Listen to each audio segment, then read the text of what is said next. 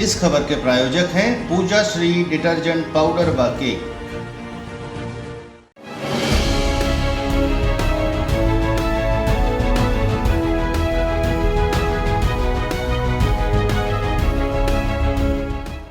नमस्कार, मैं हूं केशव तिवारी और अलग अंदाज में ही रहती हैं खबरें हमारी। वैसे तो हर विधानसभा चुनाव में पार्टियां बगावत का ढोल बजाने वालों से परेशान रहती हैं, लेकिन 2023 में भी भाजपा और कांग्रेस में बगावत का बिगुल फूंकने वालों की कमी नहीं है। हर विधानसभा क्षेत्र से भारतीय जनता पार्टी और कांग्रेस एक ही व्यक्ति को टिकट दे सकती है, लेकिन टिकट मांगने वालों की संख्या भाजपा और कांग्रेस में पर्याप्त है। ऐसे में जिस व्यक्ति को टिकट नहीं मिलती वह व्यक्ति या तो किसी दूसरे दल में शामिल हो जाता है या निर्दलीय चुनाव लड़ जाता है। सतना विधानसभा के अंदर कांग्रेस और भारतीय जनता पार्टी के तमाम प्रत्याशी चुनाव लड़ने के लिए ताल ठोक रहे हैं, लेकिन टिकट किसी एक को ही मिलेगी।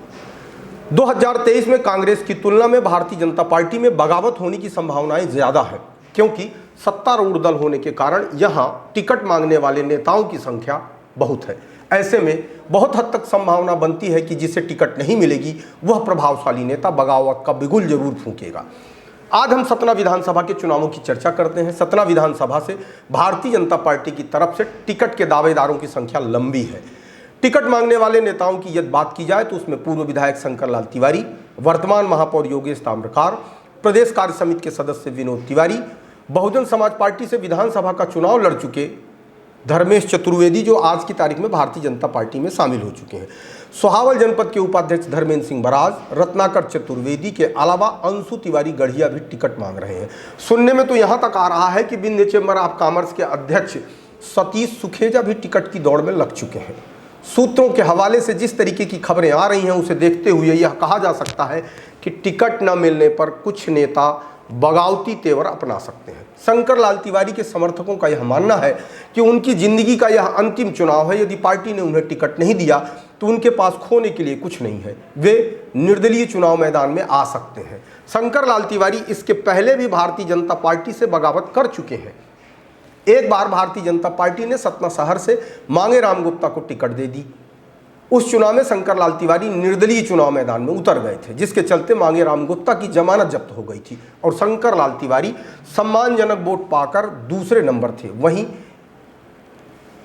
यह एक ऐसा चुनाव था जिसमें सईद अहमद शंकर लाल तिवारी के चुनाव मैदान में आ जाने के कारण चुनाव जीत गए थे। यदि शंकर लाल तिवारी को टिकट मिला तो कौन कौन व्यक्ति बगावत का बिगुल बजा सकते हैं, उसमें सबसे पहला नाम विनोद तिवारी का लिया जा सकता है।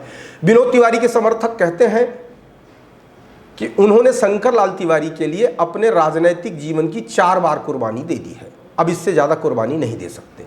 यदि पार्टी में विनोद तिवारी को टिकट नहीं दी तो ऐसा माना जा रहा है कि वे किसी दूसरे दल से भी चुनाव लड़ सकते हैं या निर्दलीय भी लड़ सकते हैं। धर्मेश चतुर्वेदी भी भारतीय जनता पार्टी से टिकट मांग रहे हैं। यदि उन्हें टिकट नहीं मिली तो वह भी बगावत की मुद्रा में है। हालांकि टिकट के जितने दावेदार हैं वे सभी यही कहते सुने जा रहे हैं कि यदि हमें टिकट नहीं मिली तो हम बगावत कर सकते हैं। सतना शहर के 3 टिकट के दावेदारों ने तो बाकायदे बाल पेंटिंग तक शुरू करा दी है। शहर के कई ऑटो में इस बात के प्रचार स्पष्ट रूप से देखे जा सकते हैं कि अब की बारी रत्नाकर चतुर्वेदी सिवा।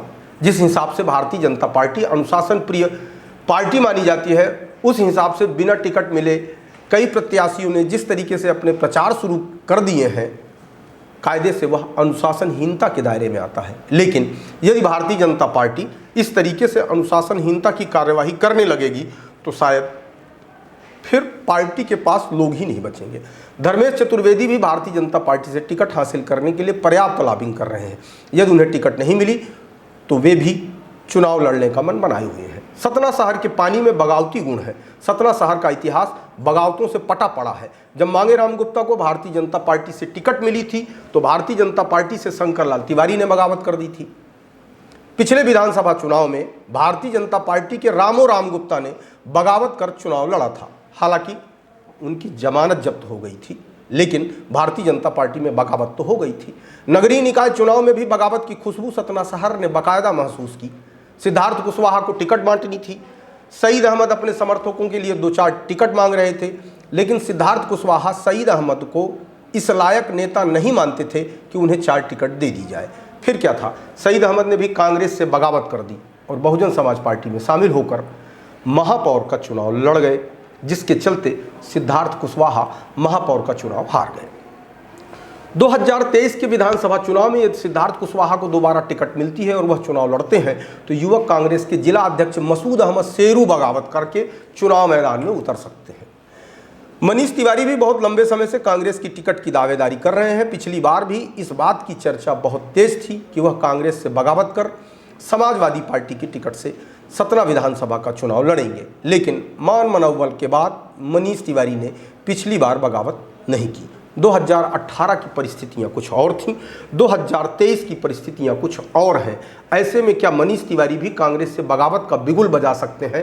ऐसा दमदारी के साथ तो नहीं कहा जा सकता, लेकिन क्रिकेट और राजनीति में हमेशा संभावनाएं छुपी होती हैं, कभी भी कुछ भी हो सकता है।